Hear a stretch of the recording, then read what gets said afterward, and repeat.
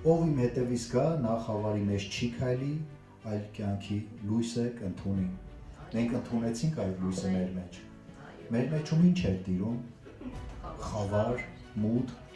մեր մեջը մութ սենյակը ամեն, որը լուսավորվեց ու մենք սկսեցինք դասավորել։ Իսկ այդ դասավորելու համար շատերը օրինակ տեսել եմ, երբ որ ուզում են դասավորել, գիտեք ոնց են դասավորում, մտածում են, որ հեսա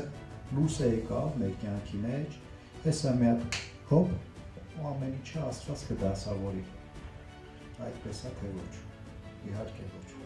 Մենք պետք է դասավորենք սենյակը, մենք պետք է կարգի բերենք, որովհետև լույսը եկավ, լուսավորվեց, մենք տեսանք ու ինչ է լինում, երբ որ մութ պատվալ է լինում, մտնում ենք մութ պատվալ, լուսավորում ենք այդ պատվալը, տենում ենք սարդոստայններ, մաքրում ենք, տենում ենք կեղտ փոշի, հավաքում ենք, ու մենք ջանք ենք գործադրում դրա համար։